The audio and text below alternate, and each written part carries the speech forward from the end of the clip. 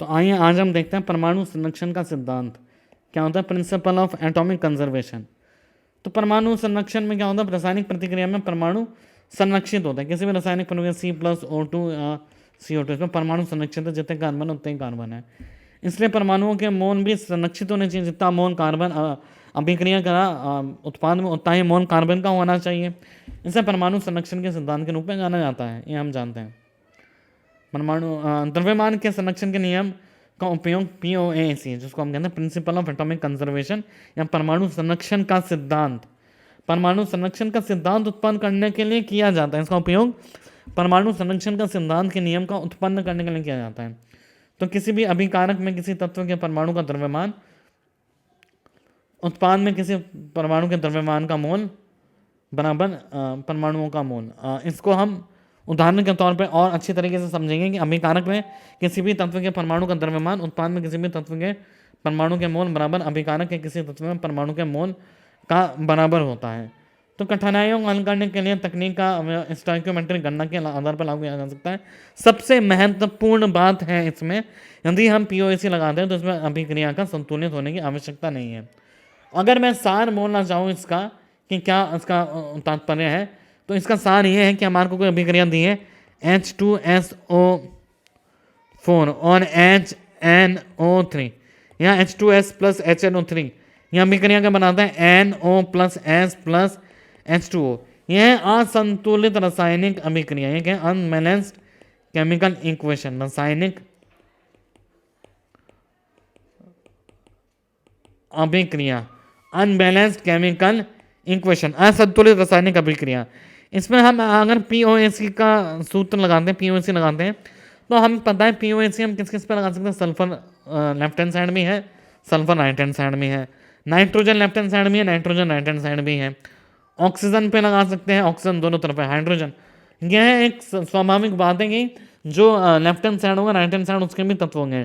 पर इस प्रक्रिया को लगाने के लिए हमें यह अभिक्रिया संतुलित होनी जरूरी नहीं है। हमें यह जरूरी नहीं है कि यह अभिक्रिया संतुलित हो, इसकी कोई भी आवश्यकता नहीं है। तो हम कैसे लगाएंगे, चलिए हम पहले POAC लगाते हैं हाइड्रोजन पे। अगर हम POAC लगाए हाइड्रोजन पे, POAC लगाया हाइड्रोजन पे, तो हाइड्रोजन के मोल LHS में हाइड्रोजन के मोल कितने हैं, 2 गुना मोल ऑफ H2S प्लस 1 गुना मोल ऑफ HNO3 बराबर 2 गुना मोल ऑफ H2O। 2 गुना मोल ऑफ H2S 1 गुना मोल ऑफ HNO3 बराबर 2 गुना मोल ऑफ H2O। क्या किया है हमने यहाँ पे पहले हाइड्रोजन जहाँ जहाँ उपस्थित है उसको लिखा है, हाइड्रोजन जहाँ जहाँ उपस्थित है हमने उसको मेंशन किया है या फिर उसको लिखा है, और यहाँ तीनों जगह हाइड्रोजन उपस्थित है। तो यहाँ हाइड्रोजन के जितने भी परमाणु हैं, 2 परमाणु हैं हाइड्रोजन के, तो 2 से गुणा करेंगे। हाइड्रोजन के कितने परमाणु हैं, 1 से गुणा करेंगे। हाइड्रोजन के 2 परमाणु 2 से गुणा करेंगे, बस। हाइड्रोजन के ऊपर हमने POAC लगाना। अगर हम सल्फर पे लगाना चाहें, हम अज्ञात राशि की गणना करने के लिए कर रहे हैं, अगर हम सल्फर पे लगाना चाहें POS, तो सल्फर पे कैसे लगेगा, सल्फर H2S पे भी है, तो 1 गुना मोल ऑफ H2S बराबर 1 गुना मोल ऑफ सल्फर। अगर हम नाइट्रोजन से गुणा करें तो 1 गुना mole of HNO3, left hand side में नाइट्रोजन है, नाइट्रोजन राइट हैंड साइड में 1 गुना मोल ऑफ NO। ऑक्सीजन पे करें तो ऑक्सीजन या HNO3 में है 3 गुना मोल ऑफ HNO3, और ऑक्सीजन राइट हैंड साइड में 2 जगह है, तो 1 गुना मोल ऑफ NO प्लस 2 गुना प्लस 1 गुना मोल ऑफ H2O। तो हमने इस प्रकार से सल्फर, नाइट्रोजन, ऑक्सीजन तथा हाइड्रोजन पे प्रिंसिपल ऑफ एटॉमिक कंजर्वेशन या फिर हमने इस सिद्धांत का उपयोग किया है। अब देखिए इसका उपयोग क्या है कि अगर हमारे को किसी भी अभिक्रिया में उसको संतुलित करने में काफ़ी तकलीफ आ रही है, काफ़ी मुश्किल आ रही है, तो हम POAC का उपयोग करके उस रासायनिक अभिक्रिया में उत्पाद जो है उसकी मात्रा या फिर पदार्थ की जो भी अभिकर्मक है उसकी मात्रा उत्पाद की मात्रा से निकाल के, उत्पाद की दियो तो अभिकर्मक की दियो तो उत्पाद की मात्रा हम निकाल सकते हैं। तो आइए इसको प्रश्न से समझिए। अब इसमें जो भी अज्ञात राशि है उसको ज्ञात राशि से निकाल लिया जाएगा।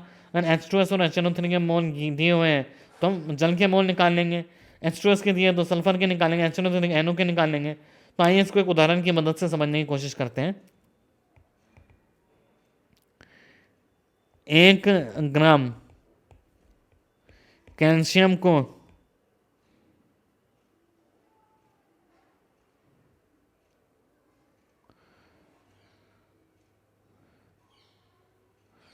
ऑक्सीजन की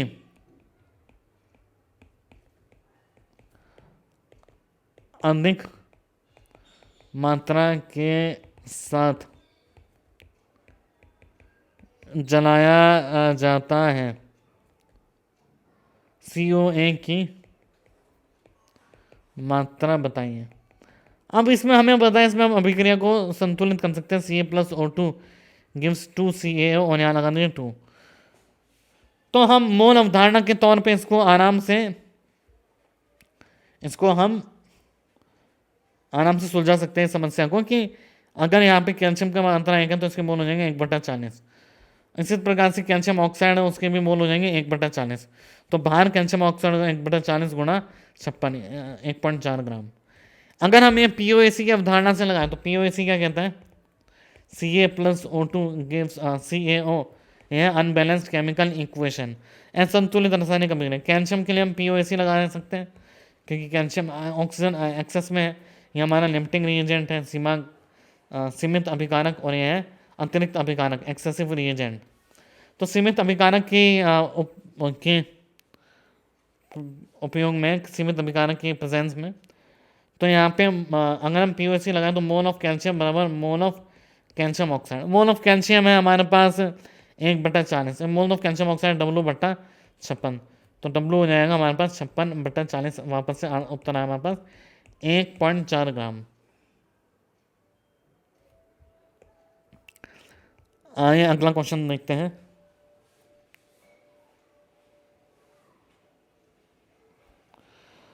27.6 ग्राम K2CO3 को एक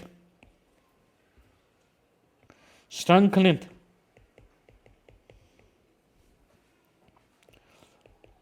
अभिकर्मक से अभिक्रिया कराने के पश्चात उसका समस्त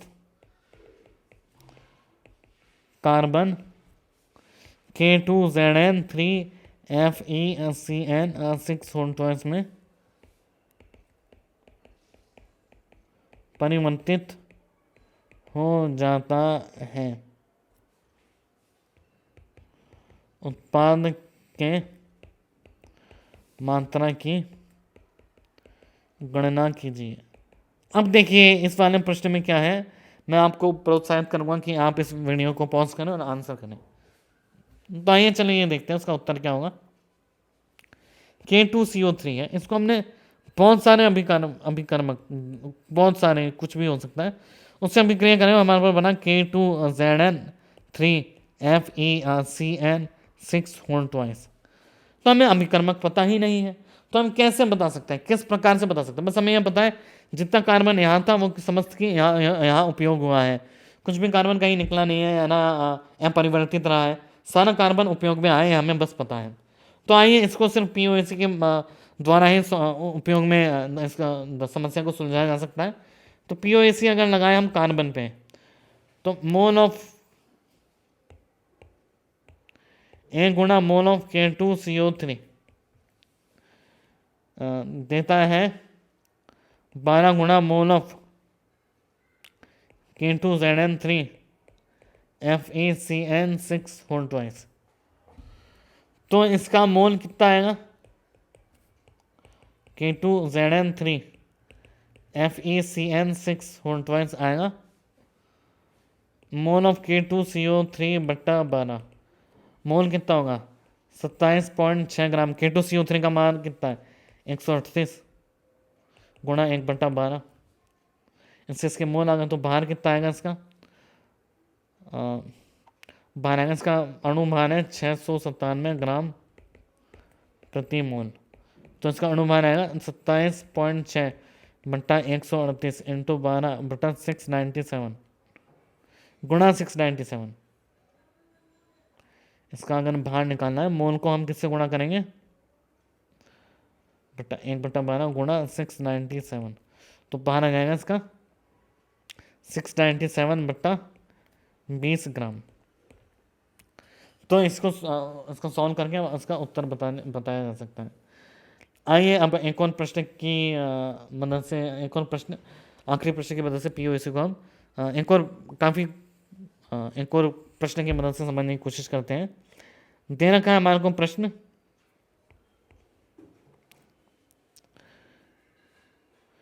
हरे रंग की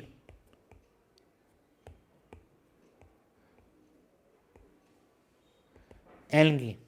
एल्गी क्या होती है? एल्गी, हरे रंग की एल्गी। एल्गी होती है जो हमारे को जल के ऊपर लाल रंग, हरे रंग की जो परत दिखती है, जिसको हम काई या शैवाल कहते हैं, शैवाल या फिर काई कहते हैं, वह 4.7 इंटू 10⁻³ मोल CO2 को अवशोषित करता है प्रति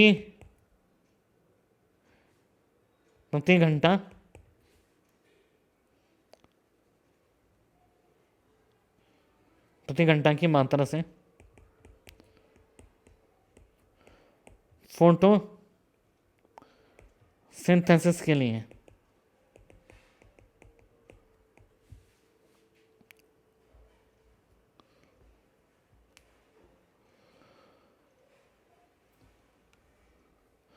तथा सारा कार्बन स्टार्च जो कि C6H10O5 का N में परिवर्तित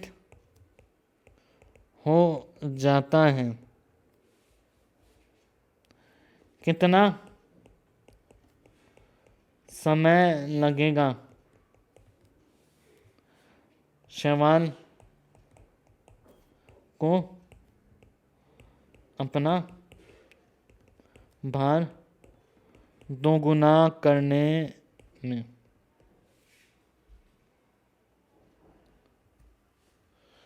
तो आइए इसको समझते हैं, एल्गी का क्या काम होता है।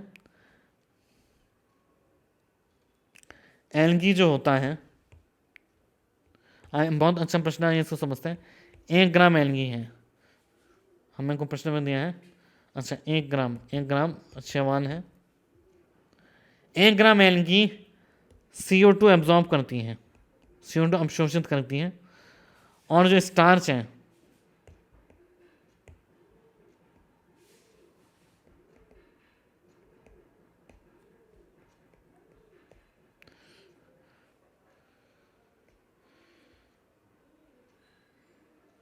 तो अगर ये स्टार्च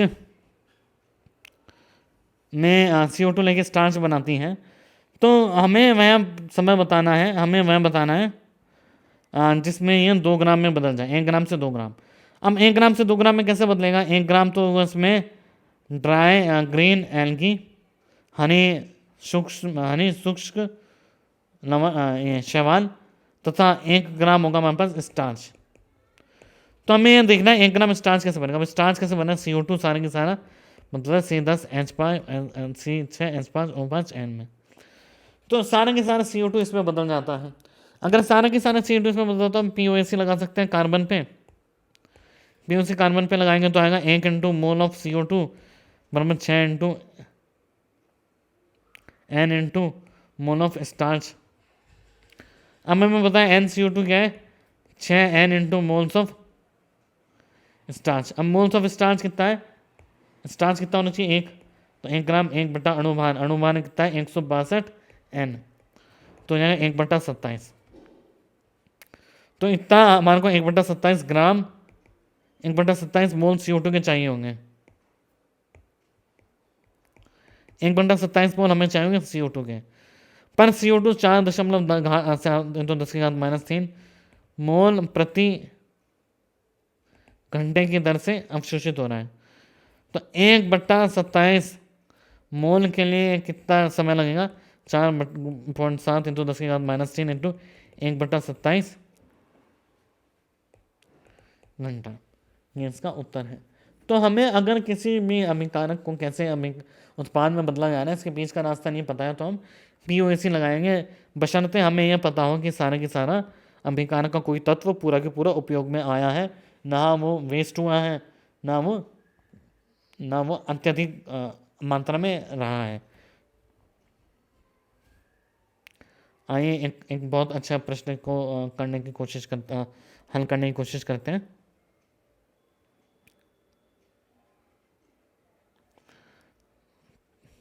पाँच ग्राम ऑक्सीजन पूर्णतः 3 ग्राम कार्बन से अभिक्रिया करती है।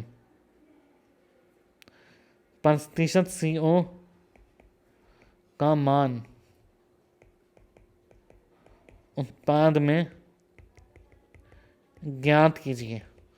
उत्पाद में प्रतिशत CO का मान ज्ञात कीजिए। तो C+O2 बना रहा है CO + CO2। तो CO है हमारे पास A मोल और CO2 है हमारे पास B मोल माना, क्योंकि पूरा के पूरा C उपयोग हुआ है, तो CO और CO2 बनेगा। और C + 1/2 O2 गिव्स CO, और ये भी हो सकता है हमारे पास।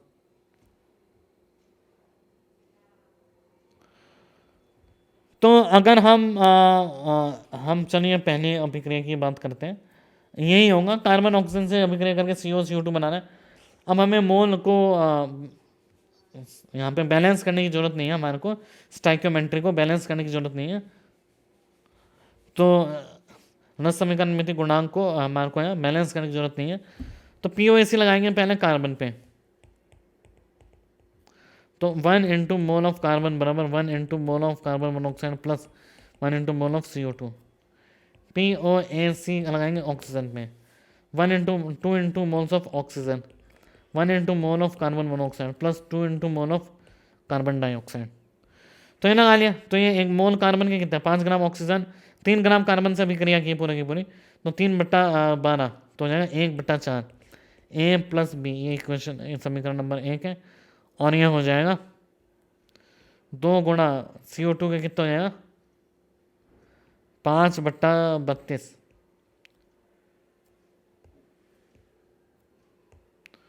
2 × 5/32 ये हो जाएगा A + 2B समीकरण नंबर 2। इन दोनों को हम उपयोग में लाके A + B × 100 इस प्रकार से हम प्रतिशत CO का मान ज्ञात कर सकते हैं।